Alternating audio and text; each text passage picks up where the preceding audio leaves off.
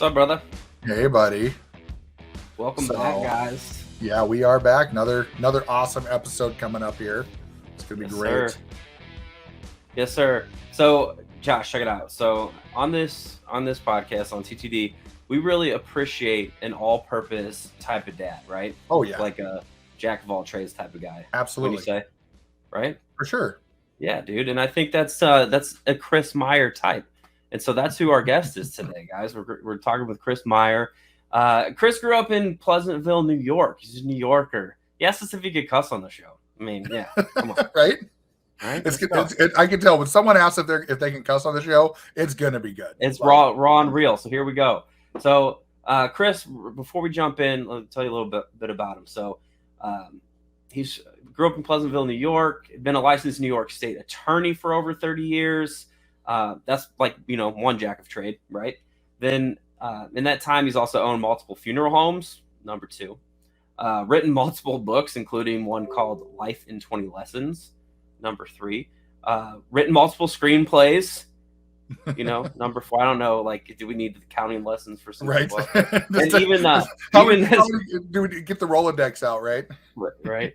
He's even created websites around finance and fitness. And so when it comes to being an entrepreneur, no one quite does it like Chris. And through all of it, he's a pretty awesome dad too. Wouldn't be on the show otherwise. Even coached basketball for his kids. So come join us while we dip into the world of this man's many skills, right? And so here we are, Mr. Chris Meyer. Hi, guys. Welcome Thank to you the for show, having brother. me. I appreciate you having me. It's so nice to be here. Right on. Yeah. Well, thanks again. We're super excited to have you. This is interesting too, because one of the things that's I just real quick, and then Kyle, I'll let you finish up here. But I didn't really have that profound of a thought to go right ahead. You're a well-oiled machine here. Yeah, but no, one of the things that was interesting that caught my eye when we were looking over the information and having you on the show was I was reading the kind of the bio, and I was like, okay, the guy's written some books, he's written some screenplays, he's owned funeral homes, he's an attorney, I'm like, who is this dude? Yeah, right. Little obnoxious, isn't it? Yeah. I don't know. I think obnoxious is probably like that's probably a little overboard for that. I'd say you're just a wealth of knowledge. Well, because there's got to be something there. Thank you, first of all. So like I said, I think it's more about having an unquiet mind, really, and not being able to relax fully. You guys know you have children. That helps a lot, It motivates you.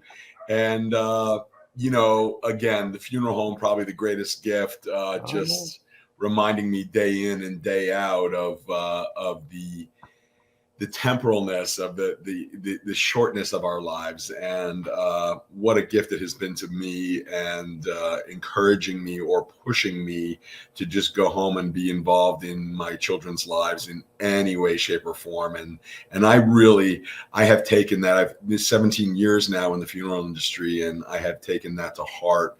My first one, my baby boy, is about to go to college. So I'm a little bit, it sounds like a little bit more ahead of you guys.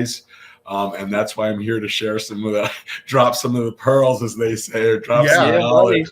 Yeah, you're just a wee bit ahead of me.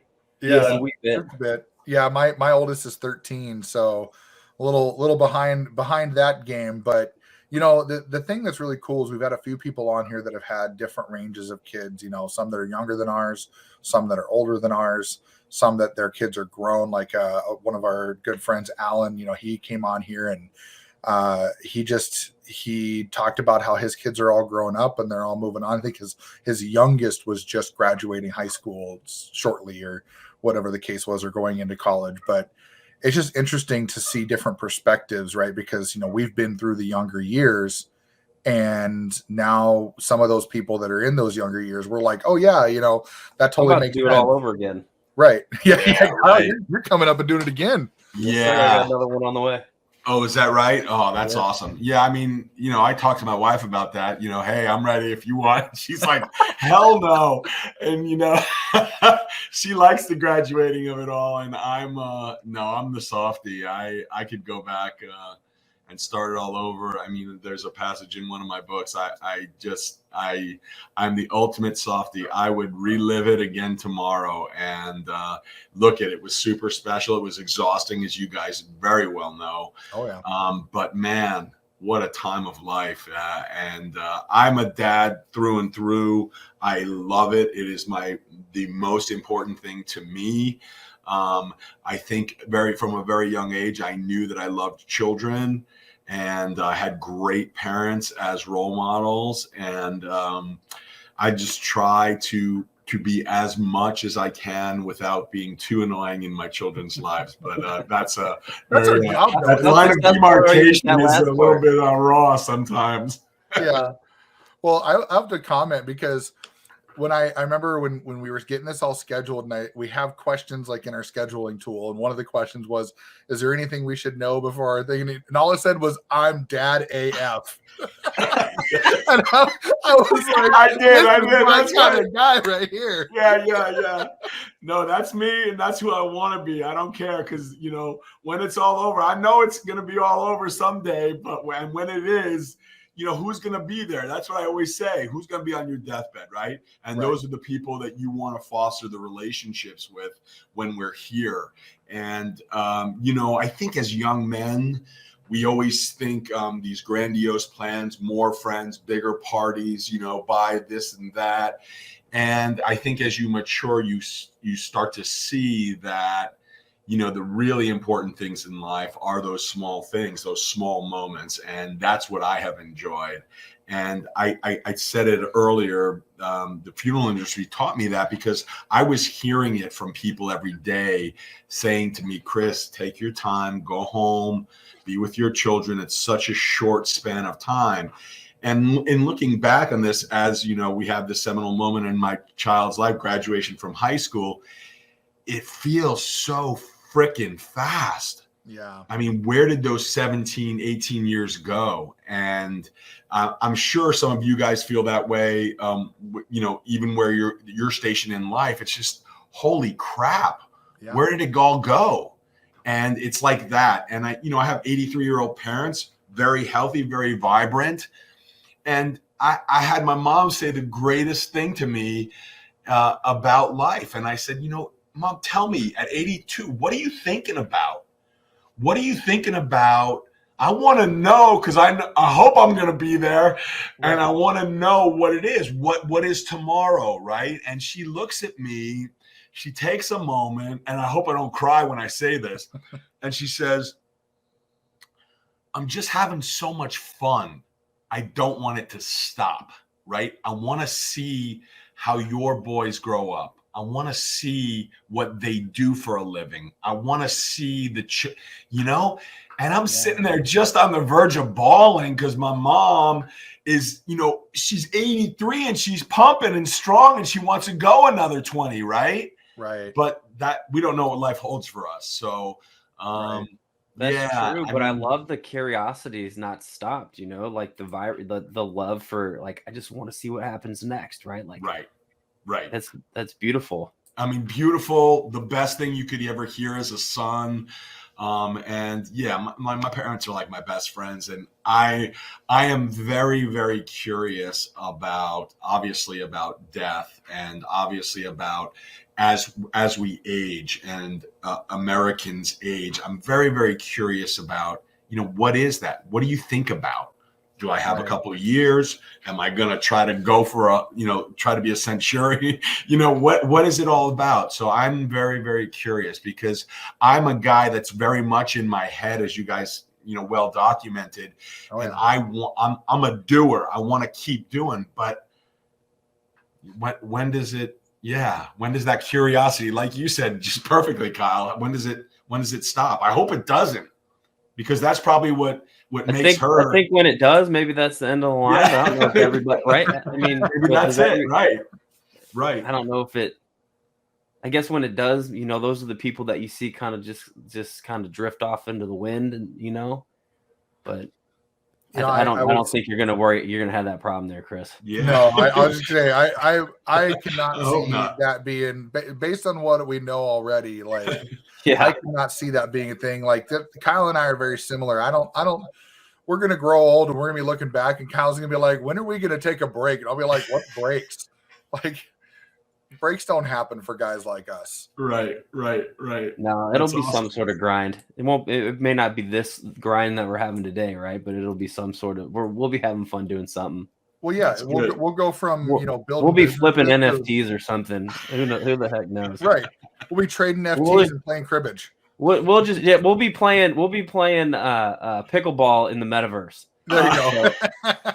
Pickleball in the metaverse. That's it.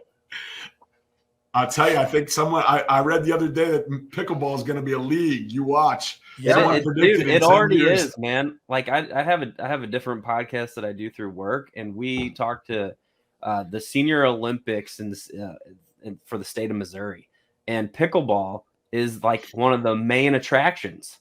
Yep. It's huge here in Missouri. It's crazy. Unbelievable. Yeah. I call it the local ACL league because I have seen more injuries to men and women than I've ever seen. So, but good on them. I'll keep the compete, right? Yeah, I want that compete for sure. Chris, talking about working in the funeral industry, I mean, that's gotta keep you really grounded and not sweat the small stuff, in the day to day, So what was that like jumping into like making the decision, like, yeah, this is what I want to do. Like, I know you said, that was a huge decision. And I talk about that. For me, it was the birth of my first son and seeing him. And I had been a screenwriter in Hollywood, an unemployed screenwriter in Hollywood. My wife was working. And, when she had our first son, we had our first son together. That was the wake up call. I had already had the Peter Pan complex. I was a little bit older and, just seeing him, that was the motivation. Right. And I knew I was an attorney, but if I really wanted to be an attorney and make money, I would have to work at nights and all the time. And I didn't want to do that. And so lo and behold, a friend of the family was a mortician and always said, this is a great business. Got into it very serendipitously. My parents helped us buy a funeral home, and I had to throw myself in. And, it was easy because I knew what I had at home. Right. And I knew that little boy and my wife wanting to be a mom needed someone to just, roll up the sleeves and get in it. And I think that was the best thing ever because it wasn't my true calling in life. I didn't have any training in it. I thought I was going to be the sort of the business guy in it all, watching our overhead, making sure we kept costs down. But that wasn't the case. It was originally, but then slowly as a family-owned funeral home, you start to wear many hats. And, when we were short on a removal guy, I'd go along and pick someone up. And, when I'd go to we were short, I'd go to the coroner's office. And slowly but surely you become indoctrinated and you see that a small funeral home, which we were, relatively speaking, you have to wear all the hats. And it was shocking, but enlightening. And again, always say that the motivation was my child at home. I knew he was growing up and we had another one then coming on the way. So my entry into the funeral home really mirrored my life as a dad. My boy was 1 when we came here. And like I said, he's 18 now, right? So I've been here 17 years. Yeah. And that was just a great motivating factor. You're a dad now. You got to make some money for the family. Your wife wants to be a mom. While you were trying to be a screenwriter in Hollywood, she worked with you and carried us. So, it was a very easy transition. It's pretty wild that first moment, right? You look at your son, you look at your child, your daughter, whatever somebody's situation is, and like there's just a moment where you're just like, I'm in it for this human being right here, for my little family that we've created, right? And like there's just a switch. You just go from like you were saying, that Peter Pan complex to like there's serious business right here. Did you guys truly experience that as well? Did you have that defining moment? Because you said it best, Kyle. It literally in my brain, it was a switch. It just went boom, like that. Like Mine- the birth, like it happened, was- and I'm like, Yeah, mine was shit, a little it's different on. because so my wife and I, we had our youngest early. So we were 21 and 22. Whoa. And so we didn't have any of our like, really our young We were adulthood. still babies. Yeah, we You were still babies We at that time. were, babies having babies at that point. Yeah. So we didn't like, it didn't click for me on our first one because it was so early on that we didn't have a chance to like build a life or anything.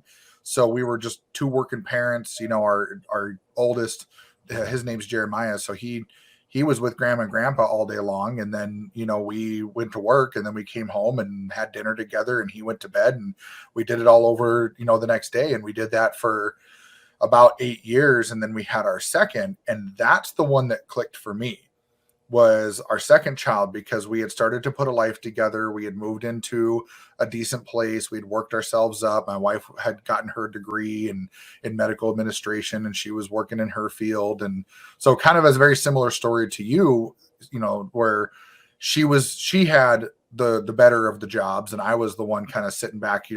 I was the jack of all trades. I was the one I did whatever. I've gone from warehouses to lumber yards to whatever. And then I was like, holy crap, like we have another kid coming. I need to really buckle down and get something going.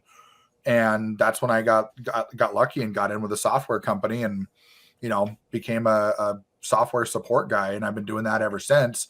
And now my wife is able to, with other things that we've got, businesses and things like that we've started, now she can be a mom.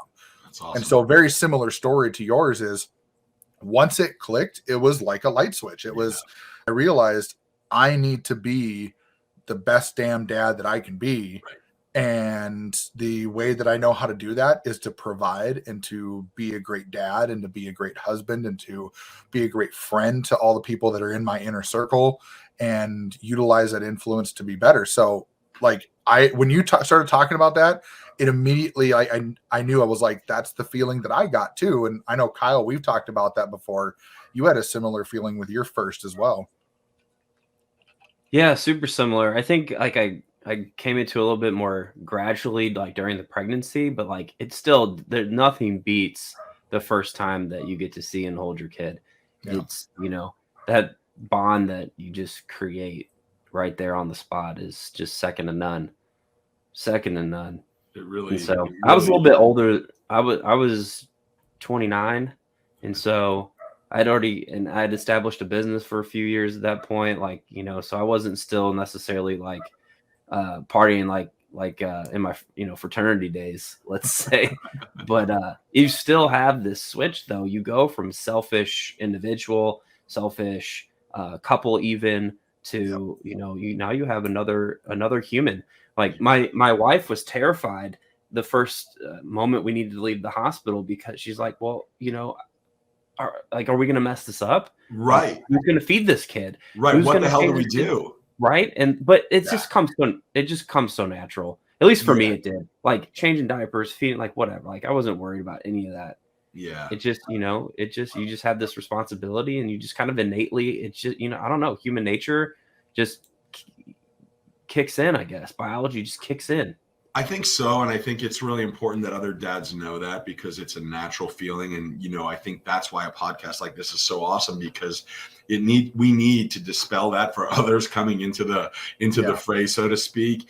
And you hit it again. It's universal, right? I don't think there's anyone that walks out of that hospital going, I'm going to crush this shit. I am absolutely going to crush this shit in every way, shape, or form, right? You're all like, wait. Can one of the nurses come with me? I was like, you're putting me in the car. And I'm like, hang on, time out. We get you on consignment, right? There's no crying in baseball, Meyer. Get the fuck out of here, right? And I'm like, what? So no, it's true. And that's good because, guys got to know that, no one knows what the hell they're doing. And you said it, there's something innate. I mean, what's plan B at that moment? You're freaking parents. You're burning the boats, buddy. Yeah. Like there's nothing else to do. And you just figure it out. And Josh, I might have told you this last week, but like recently I had a conversation with my 8-year-old. He's my oldest, right? And so and I screwed up, dude, and I screw up all the time. But like I was telling him, because he was, I think, old enough to kind of understand where I was coming from. I'm like, dude, you're my first, and every time you have a first, like your experience that you're doing, like it's my first time too, and you know we're all learning. You're learning, I'm learning, and I'm gonna screw up. I promise. I'm gonna screw up, but I'm gonna Dude, learn from it, and I'm gonna such a promise great you, thing to I'm say gonna to a get better. child. Such a great thing to say to a child. I mean, that is an unbelievable statement, and every dad and mom should know that, should hear that, because that is so true, right? Like my kids look at me sometimes like, you got it all. Dude, I'm going through it again. I'm still learning every day. We're just My winging it, boy's dude. going to college, and I'm going to be bawling. I don't know how I'm going to deal with it. I really don't. And that's such a great thing, because I think we want our children to know that we're not freaking perfect, and we don't know sometimes what tomorrow happens. For and sure. I don't maybe know how I'm going to pay for that. And I don't know what, tomorrow brings. It's really, really important. I think that humanizes us as parents. And I don't know, I'm a little older than you guys. And when I grew up, your parents were these revered people who stayed in the same career for 30 years. And, it's a new horizon today. So I love that. I have said that many, many times, and they kind of look at me like, what the fuck are you talking about, dude? You're the dad, And it's like, I'm being honest, bro.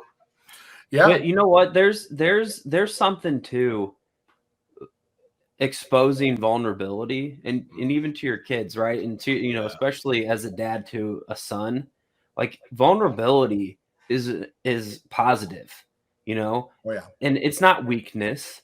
And we should be able to discuss, feeling a way about things, especially with each other, is then we can learn, we can grow, we can, know we're not alone.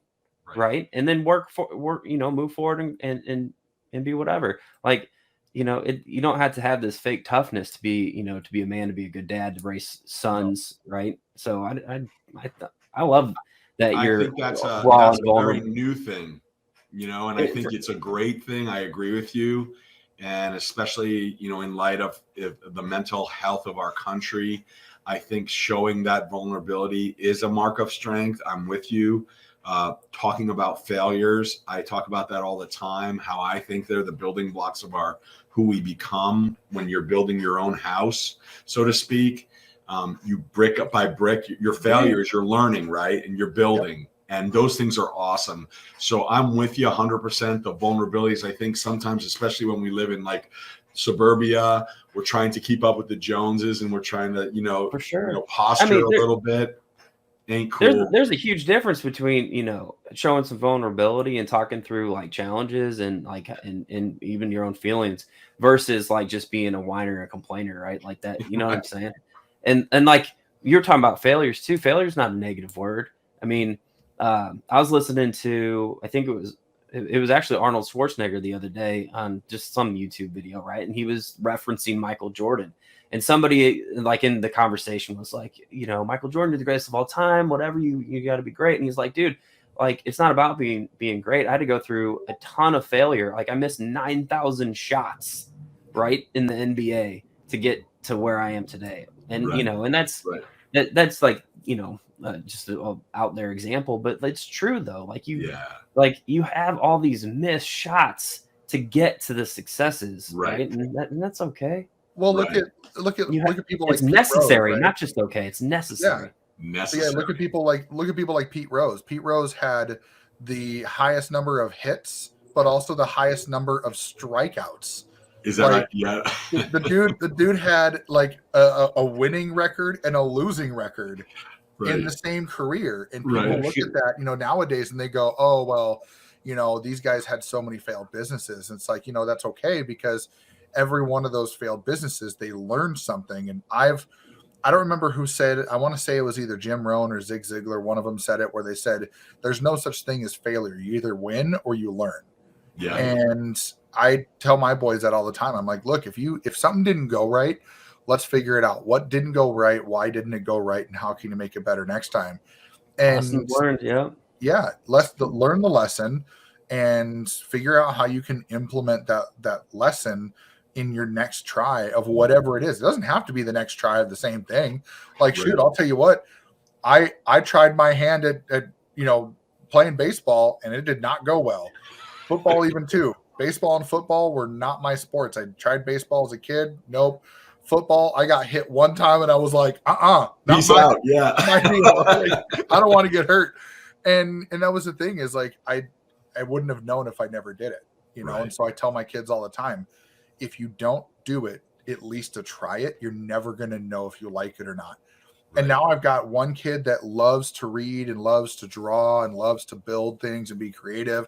I've got another kid that loves to just run around like a chicken with his head cut off. And, he also loves to draw and stuff. And he's got even better handwriting than his brother. And he's, he's 6 versus his 13-year-old brother. And the 6-year-old's got better handwriting, but it's because he loves to write. And we've never told him, well, no, you're a boy. You don't need to write nice. You don't need to worry about that. We're like, hey, if you love that stuff, do it.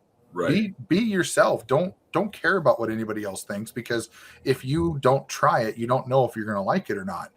And back in the day, growing up, my dad and my stepdad, both, they've said the same thing that you did. Their parents were you stayed at one job for your entire life. I mean, both my grandfathers, one was a mechanic, one was a wood shop teacher, and they did that for 40 years. Wow.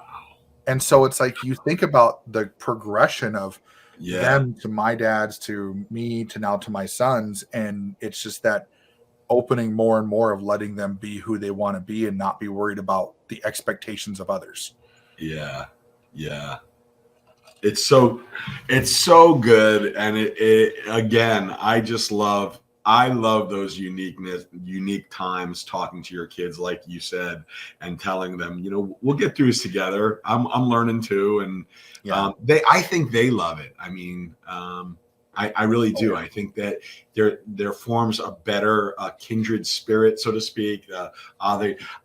It's the hard part in all this is in my experience, you want to be your child's friend. But invariably, there are times when you have to be the adult and the father, right?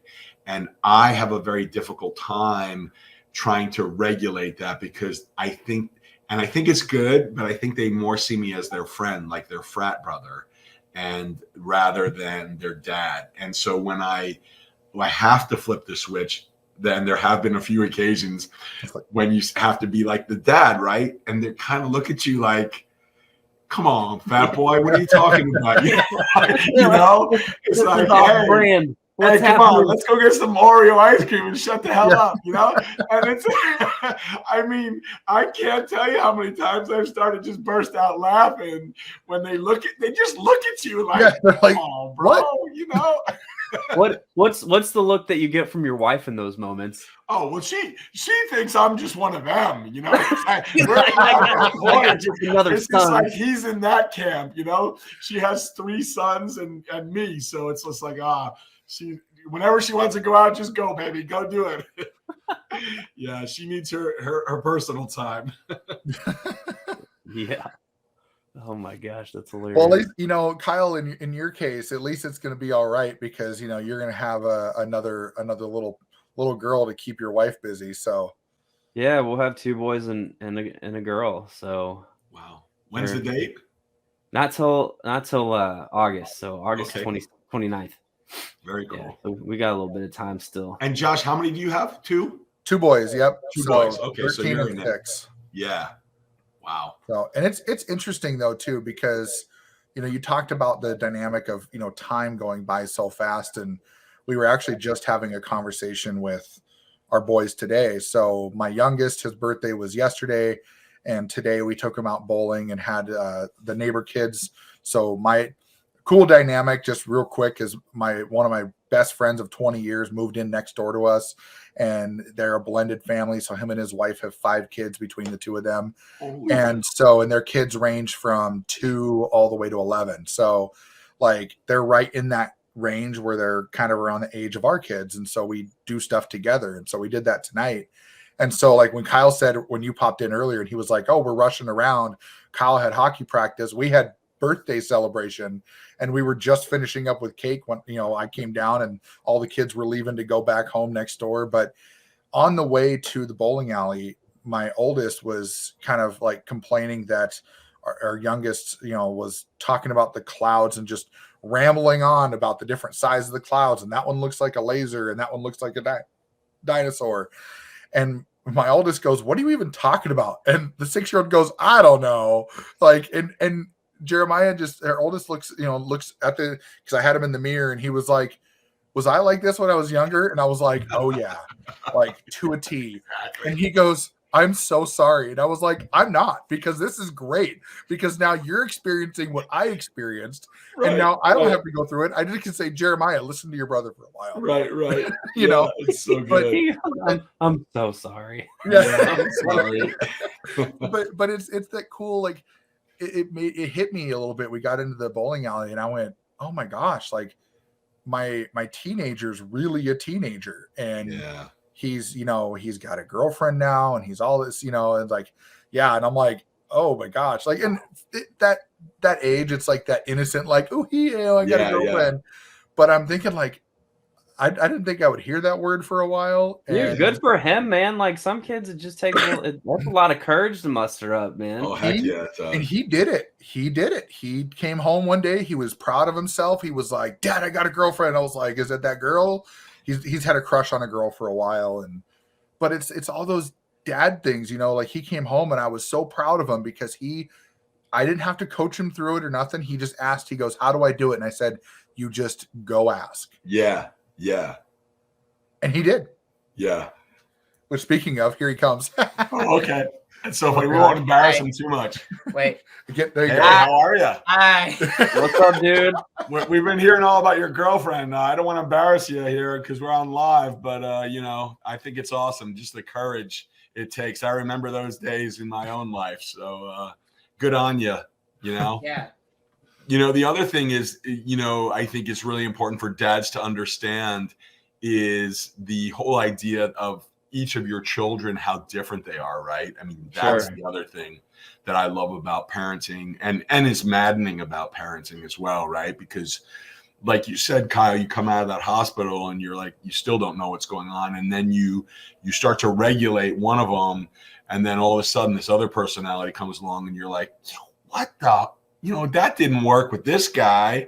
And then my third guy comes along and he's totally different than the other two. And you're like, oh my God. And this is what they're talking about with a family, you know, the personalities in the household. And sure. I don't have girls. I have, you know, boys at 15, which is a tough age. And man, it is just, that has been one of the most enlightening things for me is to try to understand parenting, which I still don't. And how to regulate each one and how do you talk to each one and how do you talk to them a little differently. And, you know, invariably they're like, yeah, you know, he's dad's favorite. And that's the way, you know, they pick up on stuff, every little thing. And of course they grind it to, you know, into you.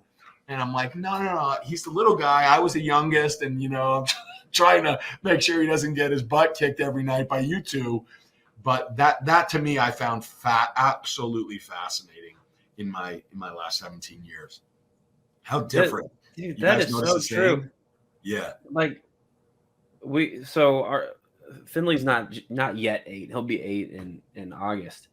But like he's going through this time right now where he's just super emotional, more emotional than normal for a 7-year-old.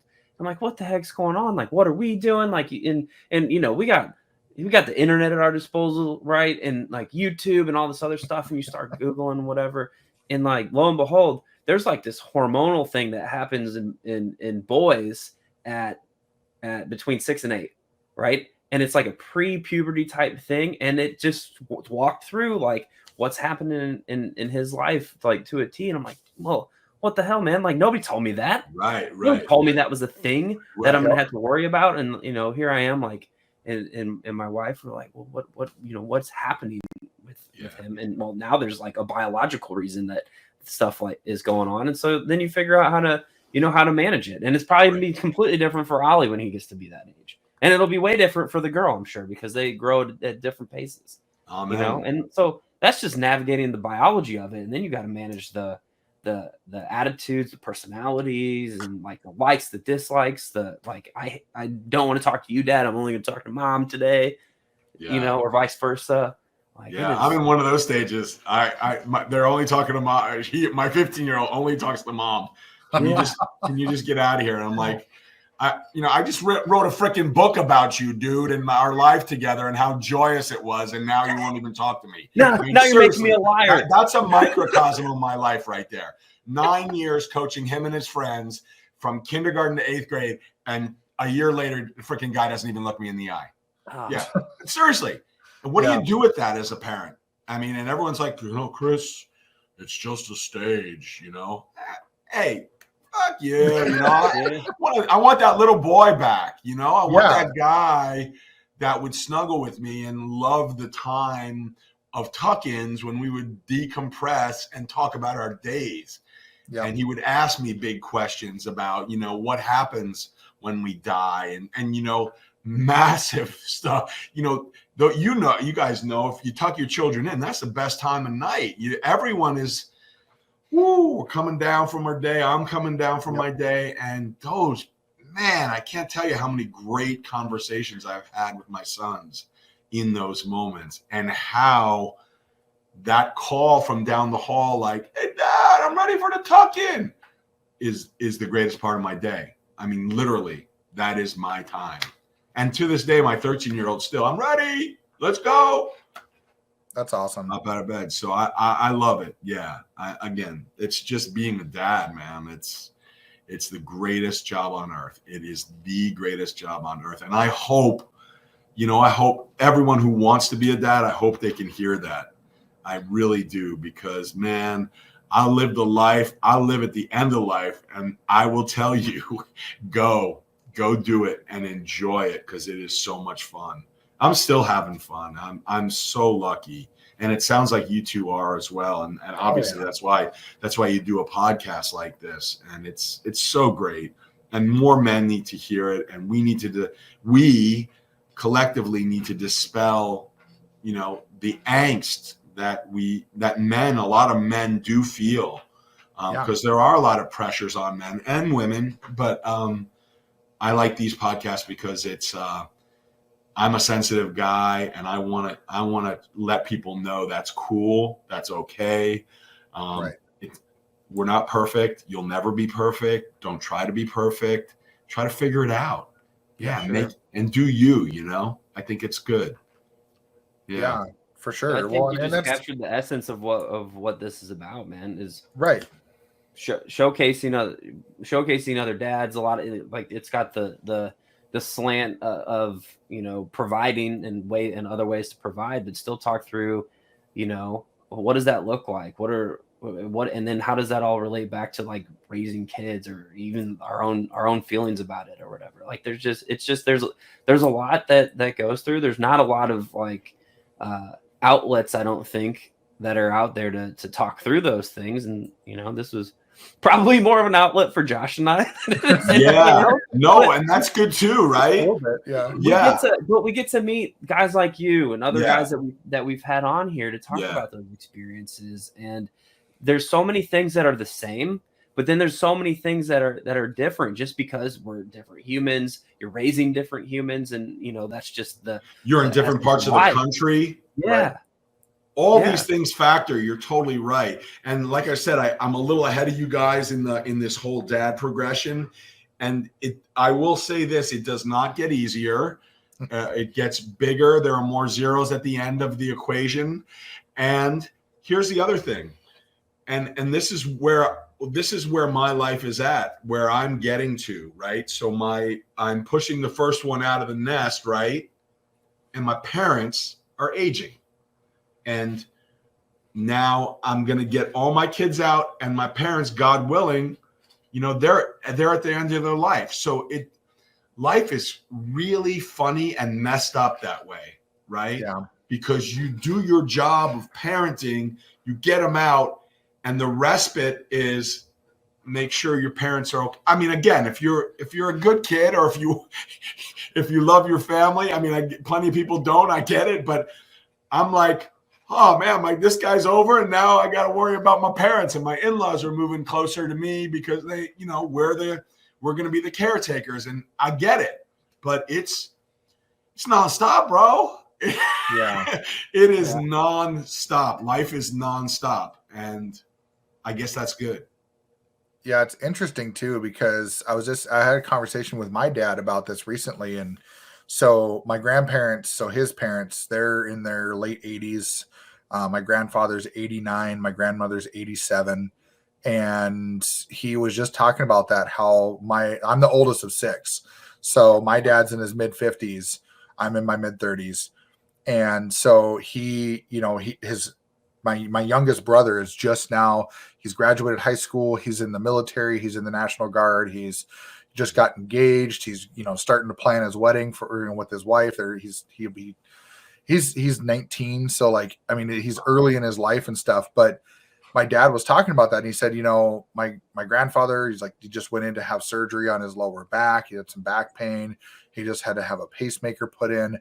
And my dad was here for Easter, and he pulled me aside. He's like, I don't know if I can do this. Yeah. And I was like, what do you mean? He goes, my kids are finally out of the house, and now I have to think about, am I going to start planning my parents' funerals? And I was like, don't think about that. I was like, they're like, my grandparents are kind of like your parents, right? They're like that. They're traveling all over the place. They're healthy, whatever, but things happen, right? The body breaks down naturally. So you start thinking about those questions of like, well, what if, when, right? And that's the thing that he was talking about. And I don't think I've ever heard anybody say it as well as you have, Chris. And even my dad couldn't put it into words, but the never ending cycle, right? Like you grow up and you think, man, I'm going to be an adult. And then you become an adult and you deal with the challenges of being in the workforce and the challenges of having to, survive and pay your bills. And then you have kids, and then you have to deal with your kids going to college. Then you got to deal with your parents. And then you got grandkids that'll come down the road. I mean, it's just this cycle that keeps going. And one of the reasons why Kyle and I started this podcast in the first place is we're like, there's really not a lot of places out there that dads can just be dads, right? And just talk about stuff that were going on in our lives.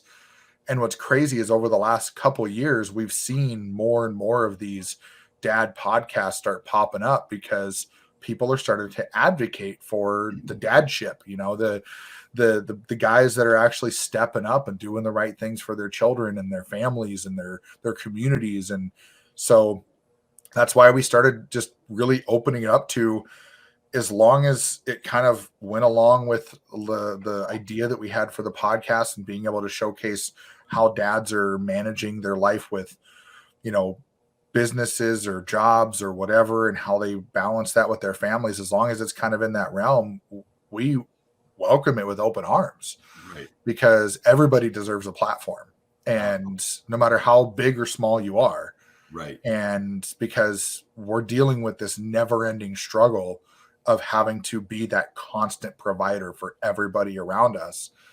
And, Kyle talks about the biological component of kids changing. What about the biological component of, men just being like, I don't like categorizing, but good men stepping up and doing the right thing. Because there is a difference between good men and then not so good men. Yes. I mean, and it's difficult. It's very difficult. And I think there's a lot pulling it at men. Again, I think it's both sexes, but it does seem to be like a male thing that is, I don't know if it's biological or whatever, that we've been predisposed not to talk about our feelings. I'm very lucky. I have a great friend from law school who I talk to almost every day. And I tell him this all the time. I said, thank God for you. And thank God for, I can just pick up the phone and know I can get you on the other end, because you've saved me so much in psychiatrist bills, psychologist bills. And it's just nice to even just to say, God, my wife was such a snot today. And I just, just to get it out, it feels better, And so I'm very lucky I have that opportunity to talk to my friend. But I agree with you, these kind of venues, because I think you don't understand how far the reach can be, and someone can pick it up and just say, yeah, it looks interesting. Let me hear a little bit about it. But I love the actual dispelling of this perfect thing that we think we have to be. And that sounds like what you guys are all about also. And that's huge. It's huge. And it's huge for the health of men, really, honestly. Yeah, for sure. Absolutely. And Kyle, we've never had those phone calls, have we? Oh, never. Yeah, right. But there's probably one like last night. Yeah, exactly. Yeah, and I think that there's also some kind of a beauty in that, right? That when you, as dads, we find a person that is just our person, right? Like our they don't even have to be a dad. It's just, we find another man that we're like, hey, you know what? I can talk to you about anything. I can be honest and transparent with you. I can tell you the down and dirty and the happiest and most joyous things. And they all make you feel just as good, right? You talk about the worst thing happening and you feel great. And you talk about the best thing happening and you feel great because you know that the person on the other side of that line is actually actively listening to you, not just doing the yeah, okay, man, yeah, sure. You have. I mean, I hope that's true. I hope it's true for most men. I think you guys are lucky. I think I'm lucky. I don't know that everyone does have that, and I think it's really important. And I think I think we're unique. Actually, I don't know that a lot of men have that sort of compadre that they can talk about, everything. I think there's still a lot of the veneer is up in a lot of men. And I would hope that everyone does get that person that they can talk to. Certainly I hope that my sons become that guy. I kind of feel like I have become that man with my father. And, we talk a lot as friends. Obviously I know he's my dad, but especially as he gets later in life, my dad was a real worker, loved working, loved what he did. I saw that he loved what he did. And I said, I want that, not necessarily what he did, but I wanted to feel that joy that when he came to the dinner table, he had joy for civil engineering. It wasn't my thing, but I could see the joy in his eyes and his smile when he talked about civil engineering. Yep. Now I came to find pretty fast that civil engineering wasn't for me, but I took that and I said, man, I want to feel that way about my job, or whatever I do. Right. And so I credit him all the time with, helping me find my joy. It took me a long time. I tried a lot of things. But again, it made me who I was. And it's a great thing to love what you do and to find your joy, whatever that is. So it doesn't come easy for everyone. And so it's some of us are searchers, and I consider myself in that group still to this day. But I think, like Kyle said earlier, that's the curiosity that will maybe, provide the impetus to kind of keep going and keep going in life. Right. Right. But again, man, what a great story that, where I came from, and even immigrant grandparents, both sides, coming over on boats. It's just, that's awesome, man. Think about how easy our lives is compared to that. Right. Yeah. Getting on a frickin' boat to a new country. I got no complaints when I hear stuff like that. Right. You know? Well, that's, And it's funny. I can relate in a lot of ways because my dad also was a civil engineer. Oh God. So sorry. He works in, he works with bridges and roadways and stuff like that. And so, that's his specialty. And like you said, when he talks about it, he lights up and he gets all excited. And, the other day he was telling me about this project where he had to redo this whole the whole trellis system for an entire bridge network that they're redoing out in the western side of the state. And he talked about it, and he was excited and he was passionate. And I said, I just hope that after 30, 40 years of marketing that I can turn around and say, yeah, like, I can get excited, or even being in the technology field. And that's cool too, right? Is being able to recognize what we have that we're lucky to have now that our parents, grandparents, even great grandparents didn't have before. And the technology we have to do stuff like this and connect with people all over, and being able to pick up the phone and call somebody without having to, dial a specific way, or crank it, or even, telegram it, or whatever, message in a bottle.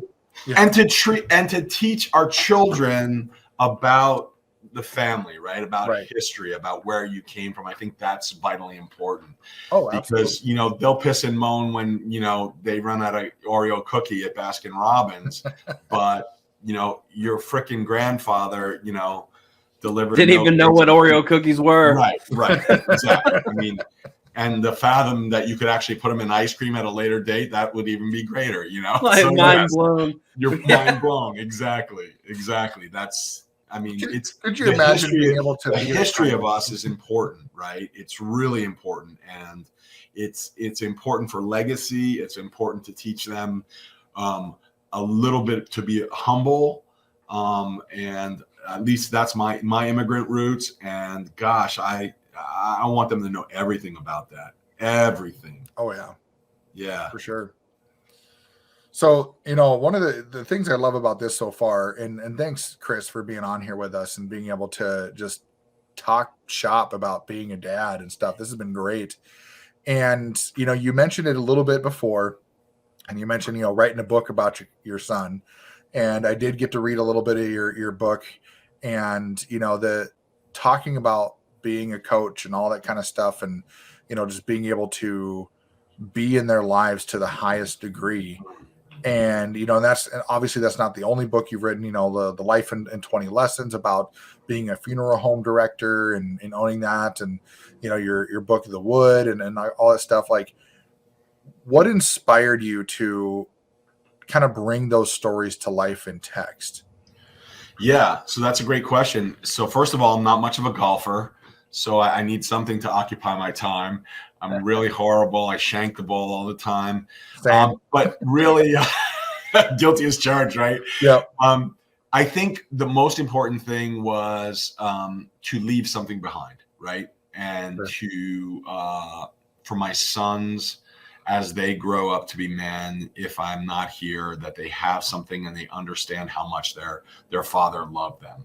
And my books are all always about family, and they have that theme of family running through them, whether it's fiction, nonfiction, and that's important to me. Sometimes, especially when they're 13, 15, 17, they're not super emotional. They don't understand, how could we expect them to be? I certainly wasn't at that age. Right. But I know that these will live forever, and that excites me. And it excites me to keep writing. It excites me to want to leave things behind, not only for my family, but maybe for the kids that I don't know, the grandchildren and all that. And I think that's pretty cool legacy. I never really thought about that until someone said, this is really cool at what you're doing. And are you seeing a pattern? And obviously then, it was pretty clear as day. I didn't for writing a first couple of them because I was just wanting to write about my life. The funeral home, I was living it. The book, The Wood, is about my Hollywood life, and the other one is about the life I lived with my son. Yeah. So it was almost like I was living the life, or the life that I had lived, and I got to put it on paper. And I think that's really cool. I really do. I think it's a history of me in many ways. And I think that will be, I think it'll be interesting or fun for my sons at a later date, because they always ask, friends always ask the question, has your son read it? Or, have they? No, and I don't force them to. My little guy has picked up my basketball book because I'm coaching him now. And he's like, is there one coming about me? So he thought that was pretty cool. And I said, I don't know, so we'll see. But it's interesting that way. And what you could do is you write a second edition and it's just a bunch of blank pages, and in the middle it'll say, go read my other book. Exactly. Reference 4 months in a lifetime, right? Yeah. So different though. So different. Yeah. That experience with even that team and his team and my older son's team, they're all just so different. That's the cool thing about it. But again, to live your life with your children and their friends. Yeah. There's nothing better. Honestly, there's nothing better. I'm not much of a traveler. I always say that in my books. Yep. My true love, my true fantasy port of call. I don't care about seeing the Taj Mahal. I want to know the interpersonal relationships that you're having with your friends, and I, as your dad coach, am having with you. That to me is my fantastic port of call. And it's funny because my parents are big travelers. They are like, how do you not love, we've been to, Machu Picchu and all, good for you, dude. Yeah. That's just not me. And I think that's the cool part, right? And again, that goes back to each of us are so unique, and don't try to parent them the same way. Don't try to treat them the same way, because we're not. We're just not. None of us are the same. And that's the beauty. That's truly the beauty. That's what makes it interesting. Yeah. Hells yeah. Oh, it keeps me on my toes. That's for sure. Amen. Dude, Yeah. The 13-year-old is so, like, Jeremiah is such a just phlegmatic kind of just happy to be dull, right? Like not in a bad way, but just he has no problem just chilling on the couch and hanging out and whatever. That's my people right there. Yeah, right. Well, I'm a busy brain guy, but I'm not a busy body guy, obviously. but the big thing is that he is very much like that. He's very much like me in the brain style, but he's very much like my wife, where they could sit and watch TV and watch their shows, and they'll go through series after series, repeating them sometimes, and they bond over that, and I love it. Yeah. But then you look at my youngest, and man, if you saw them next to each other on a couch, and you'd see Jeremiah feet up, blanket up, lounging back, either on his phone or watching TV, and then you look on the next spot over, and there's the 5-year-old upside down, legs in the air, flailing around, like kicking his brother, like, play with me, pay attention. Yeah. And the thing is that Jeremiah wasn't like that when he was younger. He wasn't the wild and crazy kid. He was very calm. He was very collected. He was very methodical in his approach. And then Owen is just, it's like we always ask him, like, who put a quarter in you? And right. It already, please. Like, so it's just cool that you can differentiate that even with your kids from a coach perspective and say, look, keep coaching one kid to the next. Each of them is a different experience, and you're getting to almost relive that whole experience over and over. Oh. And I think that's just in the first 5 minutes of practice. Yeah. Exactly. Right. Makes coaching easier that way. Yeah. No, it is. And the uniqueness also is that typically a coach gets the kids at the same age. And in my experience, I got to grow up with them. And that was the cool, true, unique experience. From kindergarten to 8th grade, and to see them mature, not only as ball players, but as human beings, and maybe to drop a life lesson. I'm notorious in our gym for screaming at the top of my lungs, I'm dropping pearls here, freaking listen to me. And I've had parents come up to me at dinner parties going, he's dropping freaking pearls. So I love it. Everyone has a little fun with that. Absolutely. No, you got to have fun with it. And I like part of in reading your 4 months in a lifetime, and how you talk about the different stages of, coaching, where you talk about going from, these little kids with colored wristbands to being able to have, they're teaching them how to differentiate the jerseys so they know who's who on their team, to differentiating, calling out and being able to say, hey, like understanding the voices of your teammates and being able to hear that from a peripheral hearing aspect, and just teaching them those things along the way, while also trying to teach those dad principles, not just to your kid, but to these other kids. Because I mean, really, you're, like you talk about in your book, they're trusting you with their children, and you're almost instilling some wisdom into them yourself. And then they're going back and getting it also from their dads. Right. And so I think that when you talk about how writing your books, right, you were talking about your experiences. I relate that to, you just, dadified everybody who reads your book now, because I like that word. About those, I mean, that's what you're doing. You're just taking your experiences and putting it down on paper and going, look, this is what I did. Right. And I think that speaks more than people who say, well, I'm going to write a book about marketing and I'm going to talk about all the great things.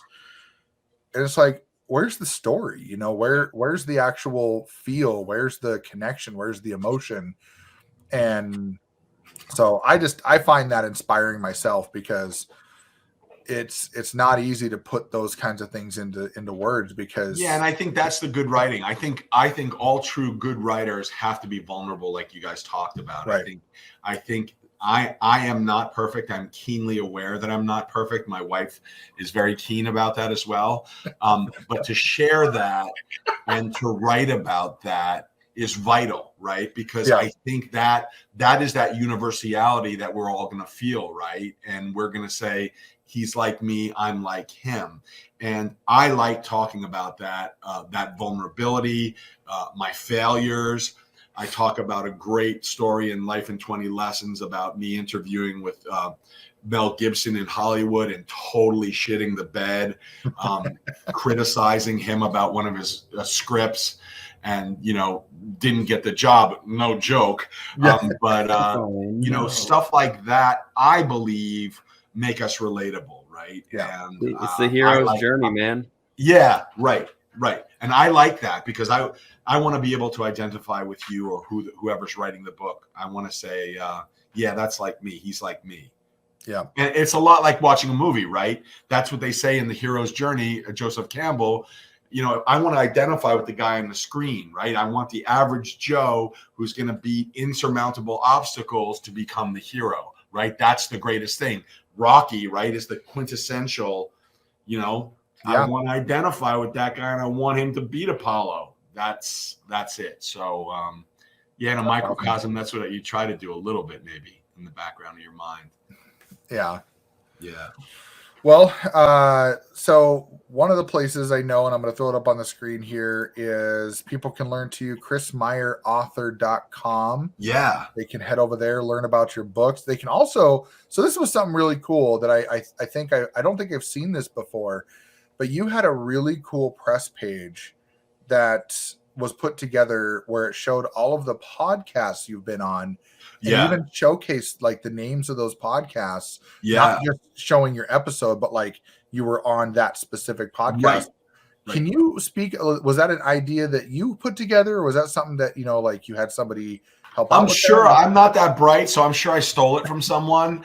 But I do like it. I think it's good. It works both ways. It kind of gives a shout out to the people who had me on. And it also I think a lot of times, you guys don't know this, or maybe you do, in the publishing world, when you're becoming a writer, you kind of send out these massive query letters to all the public, usually in New York City, and no one ever reads them, or once in a blue moon, you'll get a no thank you. But it's a very competitive marketplace, very celebrity driven these days. And so this whole idea of self-publishing in the Amazon world has opened this whole new world to people like me who don't want to take the time, and I don't want to write more Life in 20 Lessons and even more Life in 20 Lessons, what a publishing house would tell you to write. I want to write what I want to write. So similar toward those ends, it's important to have a page like chrismeyerauthor.com, and you put you. And in the hopes, don't get me wrong, that a New York City publishing house comes and says, hey, I want to buy everything. We love what you do. But you know, heretofore, I didn't have that platform. So that was part of my platform building. And I got a couple very early on locally, you know, probably through a friend who hooked me up with a reporter who was doing podcasts. I think that's how it started. And then we started to build this, and people started to add on. First, you know, you're begging people to have you on. And then, like in this dad world, I'm becoming more of a dad's, you know, because they see my books, right? Right. So yes, I think I probably stole it. I want to say from maybe David Sedaris. Okay. He's sort of one of the great humorists of America. Mm-hmm. His sister is one of the great comedians of our world right now. And but so I probably stole it from him, or certainly the style of his website. But I think it's great. I love it. And, you know, it's funny because I was looking at the other day and I'm like, crap, man, I've been on a lot of podcasts. And I attribute it to Angela. She's a woman who I met on the internet, just like you guys. And she's been a rock star for me, you know, just, you know, slowly getting me all these things. But yeah, no, really, I've been on quite a few now. Yeah. Yeah, no, that's awesome. And I think that it goes to show, when you get on a few of these, and it's what we've seen from our previous guests, is you can tell when they've been on some before, and you can tell when they haven't, because you get a few of them that there's like, and you ask them a question, they're like, well, you know, and it's like, but it's fun. or getting to have real substance, like it's like pulling. No, that's true too. Yeah. But you know, the cool thing about it though is it's nice to see that you're right. These days, you don't have to wait for these big publishers to pick you up. You don't have to wait for, you know, a PR firm to say, hey, we'll help you out and we'll get you on these places. You know, like you did, you put together this basically a bio page is really what it is, a bio site. And it's well done. I mean, when Angela gave it to us and I was looking at it, I'm like, wow, this is actually kind of neat. Like, I'm excited to have this guy on, because thank you. It's going to be interesting to, you know, talk with you and just pick your brain. And it went really well. I mean, we're at 1 hour and 8 minutes, and, you know, Kyle, this is going to be a normal thing. Like, we're getting to some really big time, you know, players on our show now that we're going over. We're gonna really have to edit these down so people want to watch this thing. They're gonna start seeing our episodes, be like, okay, guys, when you were 45 to 50 minutes, it was a little bit much. Now you're 1 hour and 20. You know, it's like, come on. Yeah, but there's more Chris Meyer again. Just edit out all my ums, and it'll go to 45 minutes again. No, I think it makes something of substance, guys. I like it, and I think it's really attributable to you two, because you make it easy to talk, and I think that is the gift of a podcast, right? The lack of structure and just kind of letting the free form go, but having the insight to drop a nugget here and try to, you know, get something out of the people, the guy who's being interviewed. That's really important. It's very easy. You guys make it easy to talk. So thank you. Oh, wow. Well, appreciate that. Yeah, that's awesome. And it means a lot, because, you know, we do it because we're both still working, and we both have side businesses, and we're both trying to provide for our families. And so we don't do it often, you know, we do it every couple of weeks. And so it's nice to be able to, you know, hear that the things that we're working on is going well. So I do appreciate that. And yeah, we appreciate you taking the time to get on here and be part of our world, and be able to, you know, just shooting the shit with us, dropping those pearls, dropping the pearl, Dad AF. So yeah, dude, it was great. And any other shameless plugs you got here? Anything coming up that you want to tell people about? No, I have a new book coming out in a couple of weeks called The Book of Moments. It's more of a coffee table book, just about the seminal moments in our lives, the birth of our children, the death of loved ones, you know, that first kiss that you have. And it's really just an easy read, you know, on a rainy day. Just pick it up and try to recollect some of those moments in your own life.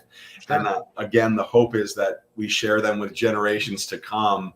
Volume 1's coming out now in May for Mother's Day, hopefully, and then Volume 2 will be coming out in around Thanksgiving for Christmas. So Sweet. yeah, thank you for that shameless plug. But Of those are course. next Josh. up. So Book of Moments, Volume 1 and Volume 2. Awesome. Chris is good, man. He got us to talk about all those things that he just nailed in his plug there organically through this entire conversation. There it is. Like, 100%. nailed it. Yeah, he was shameless plugging the whole Oh time. my He's God. like, he's talking about all that. that is I put it on a tee for you guys. There you go. He's See? good. Experience. That's Yeah. the gray hair. Yep, all that wisdom showing there. Oh my God. So, well, thanks again, Chris. It's been a pleasure. This has been amazing, and I love those pearls you've been dropping. And I'm never gonna forget that.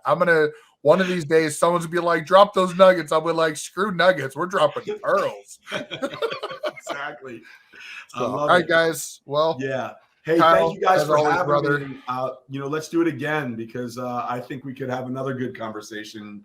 There's no doubt. 6 months, a year from now. yeah. Well, we're coming up on that, Kyle. We got to start making some calls because we got a few people that are coming up on a year for us, and we gotta start seeing some year in review and how some of these behavior. stories have Yeah. gone, right? So, but definitely we'll definitely be circling around and see how after you get those book launches done, a couple of those books coming out and stuff. We definitely want to be having you back on, see how those went, see how college is going, right? That'd be a good thing coming up around this time next year. We'll be able to see I'm how gonna you cry. I can already feel it. All right. Well, thanks. And I'll have Angela send you a couple of free copies of the book so we can digitally so you can check it out. So Awesome. That's so cool. Thank you. I Appreciate appreciate it. That'd be awesome. Well, thanks All again right. for having us on. Or Have a great night. I having really on with appreciate us. the invite. Absolutely. Have a great night, Take care, everybody. guys.